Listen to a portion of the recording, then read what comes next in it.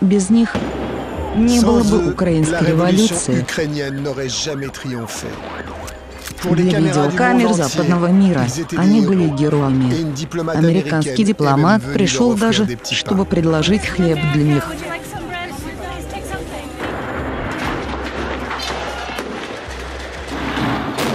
В феврале 2014 года эти уличные бойцы свергнули президента.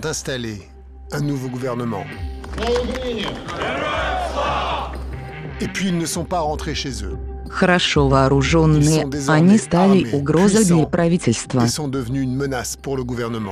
нас вони бояться найбільше. А бояться вони нас тому, що вони знають, що ми знаємо. Их батальоны вышли на улицы и ввели свой собственный новый порядок. В Одессе они были ответственны за массовое убийство.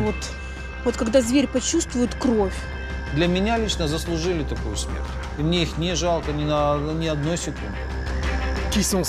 Кто эти люди за масками? Протипродажної маргінальної демократії.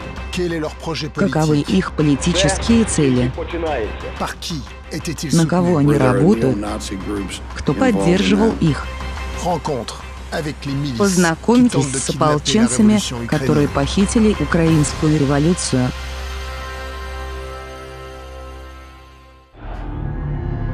Фильм Пола Морейра. Украина. Маски. Революции.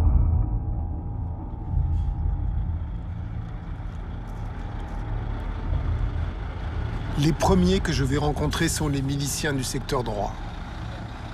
Nous sommes à 800 km, au sud de Kiev.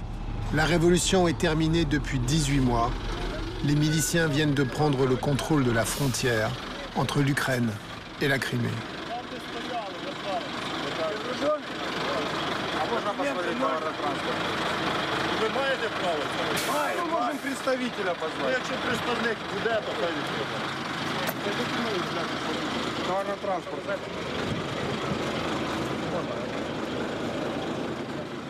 Plus aucun camion de ravitaillement ne peut passer. Des centaines de véhicules sont bloqués sur des dizaines de kilomètres. Le secteur droit s'est arrogé le droit d'affamer la Crimée. La Crimée est une péninsule au sud de l'Ukraine. Elle est peuplée majoritairement de Russes. Après la révolution ukrainienne, sa population a massivement voté par référendum son allégeance à la Russie. La Crimée est désormais un territoire russe. Власть України приналежить народу, а ми і є народ. Народ проти, щоб кормили окупанта. Все. В Криму, допустим, 60 тысяч российских войск. Вот они едят с наших рук, и нас же приходят и убивают. Вот и все. А пограничники официально, граница работает. Официально. Проезжайте, пограничники говорят, без проблем. Но вот если вы пройдете этот кордон, а этот кордон обещает, что будет там, принимать меры, если мы начнем в наглую ехать. Как мы можем пойти против людей с автоматами и с коктейлями без ничего? Что мы можем сделать? И милиция даже не может попросить. Она же там стоит, милиция за этим всем наблюдает. Честно сказать, даже чуть-чуть побаиваемся, что может произойти.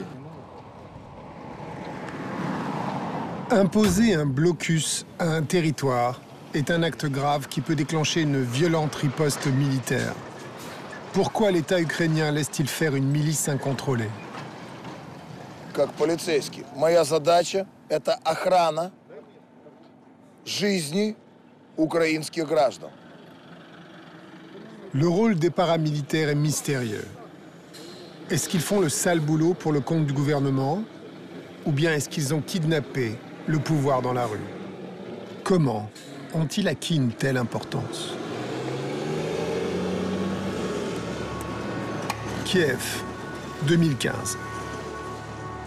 La place Maidan, où s'est déroulée la révolution, a retrouvé son visage habituel.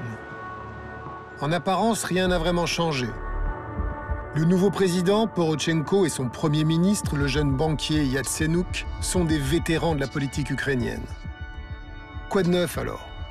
La nouveauté, c'est un gouvernement qui a coupé ses liens avec la Russie et s'est tourné vers les Américains. Symbole de ce rapprochement, la ministre des Finances, Nathalie Yaresko, c'est une ancienne diplomate américaine. Elle a dû se naturaliser ukrainienne pour prendre ses fonctions. The United States of America is one of the strongest allies of Ukraine in our fight for our freedom, for our liberty and for our independence. Mais le plus frappant dans la Nouvelle-Ukraine, ce sont les portraits de ces hommes le long des rues. Ceux qu'on appelle les héros. Souvent membres des milices paramilitaires, ils ont permis le changement de régime. Il y a les morts, près d'une centaine d'entre eux a perdu la vie. Et puis il y a les vivants. Certains s'affichent sur des panneaux publicitaires géants pour les élections. Les milices sont devenues une force médiatique et politique. Leur porte-parole le plus célèbre, Igor Moïssychuk, a longtemps travaillé